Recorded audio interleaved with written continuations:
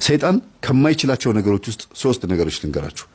አንደኛ ንጹህ የሆነ አምልኮ ወደ እግዚአብሔር አቅርባችሁ በመሃል መግባት አይችልም። ተረካቢው ጠባቂ መላካችሁና እግዚአብሔር ብቻ ነው። ሁለተኛ ሱባኤ በምትገቡበት ሰዓት ማደናቀፍ አይችልም። ሱባኤ ውስጥ ገብቶ ህልምም ማጭበርበር አይችልም። ጸሎትም ማስተጓጎል አይችልም። ሱባኤ ማለት እናንተና እግዚአብሔር ልታወሩ ሲም ካርድ ገዝቶ ኔትወርክ እንደመክፈት ነው የሚቆጠረው። በጣም በቃ ወዲያውኑ መልስልኝ እግዚአብሔር ሆይ ብላችሁ አይምሯችሁ አንድና አንድ ያንን ጉዳይ ብቻ እያሰባችሁ ነው የምታወሩት። ስለዚህ ከትክክለኛው ዓለማውያኖች ዩኒቨርስ ከሚሉት እኛ ደግሞ እግዚአብሔር ፈጣሪ ከምንለው ጋር ነው የሚያገናኘው ሱባኤ። አርምሞ ማለት ጸጥ ብሎ ከእግዚአብሔር ጋር ማውራት።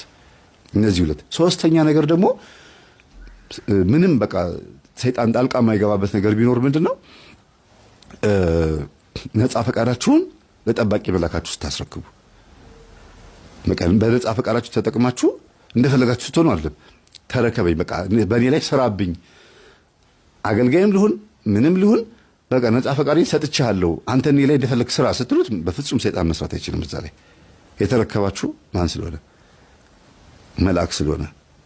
በተዘዋዋሪ መንገድ የስለት ልጅ ከሆናችሁ ማለት ነው፣ ለእግዚአብሔር የተሰጣችሁ ከሆናችሁ ማለት ነው። ሁልጊዜ ባህሪያችንን፣ ጸባያችንን፣ ሁሉ ነገራችንን መንፈሳዊ ህይወት ውስጥ እንክተተው። መንፈሳዊ ህይወት ውስጥ የሆነ ባህሪ፣ ጸባይ፣ አኗኗር ዘይቤ አጠቃላይ በሙሉ ኪሳራ የለውም፣ ፍሬያማ ነው የምንሆነው።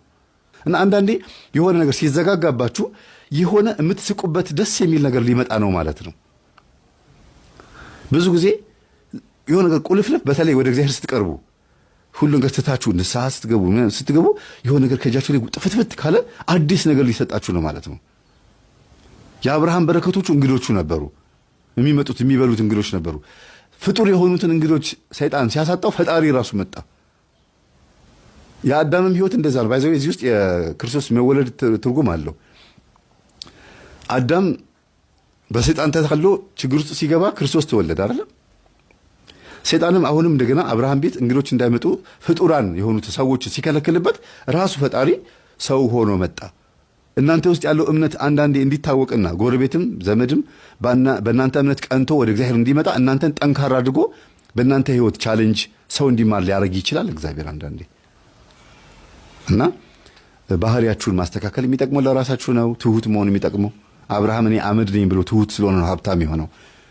እንደገና ስላሴ መጥተው ቤቱን የጎበኙለት እኔ አመድ ነኝ ስላለ ነው። እኔ አመድ ነኝ አለ፣ ትቢያ ነኝ አለ።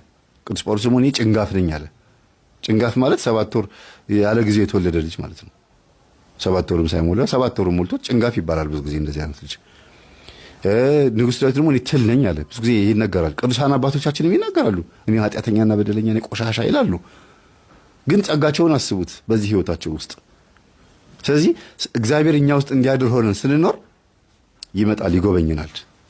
አለበለዚያ የፈለገ ቄስ ብናመጣ፣ የፈለገ ቤቱን ጸበል ብናስርጭ፣ የሚያጠምቁ አባቶች ጋር ብንሽከረክር፣ ግንባራችንን በመቁጠሪያ ወይም በእጃቸውን በምንም ቢመቱ ምን ቢሉንም ኧረ ፍንክች የለም።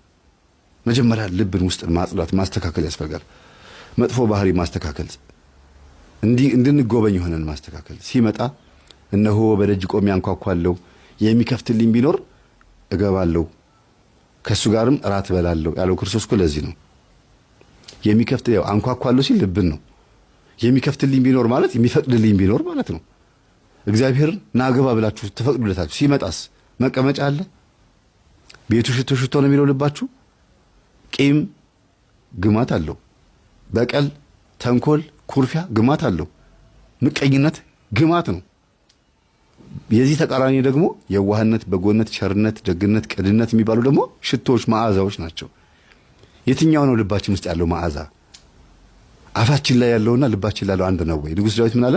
የአፌ ቃልና የልቤ ሐሳብ ያንተ የሆነ አንድ አድርግልኝ አለ።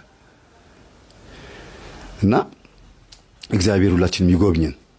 በባህሪው ምስጉን፣ በባህሪው ፍቅር፣ በባህሪው ይቅር ባይ ነው። ቁጣው የዘገየ ምሕረቱ የበዛ ነው። ስለዚህ ምንም ነገር ብናደርግ እግዚአብሔር ሊያስተምረን እንጂ ሊቀስፈን አይደለም የፈጠረን። ግን አልሰማም ካለና ነፃ ፈቃዳችንን ሳንጠቀምበት ሳናመልከው ከሞትን እቺን ምድር ከተሰናበትን ጥርስ ማፋጨት ወዳለበት እሳትና ዲን ባለበት በጣም ብዙ ስቃይ ባለበት ገሃነም ውስጥ ትቃጠላላችሁ ብሎ በተናገረው መሰረት መርጠን ሄደናል ማለት ነው። መርጠን ሄደናል። ያ ምርጫ ደግሞ በነጻ ፈቃዳችን የመጣ ምርጫ። ሁለተኛው ሞት ላይ በደንብ ያገኘናል። የመጀመሪያው ሞት ሳይመጣ ተዘጋጁ ድልዋኔክሙ ንበሩ ተብሎ ነበረ። አልተዘጋጀንም። ሁለተኛው ሞት ላይ ግን ማንም ሰው ማምለጥ አይችልም። ከባድ ነውና እግዚአብሔር ይማረን፣ እግዚአብሔር ይፈውሰን። ሰላም ነው።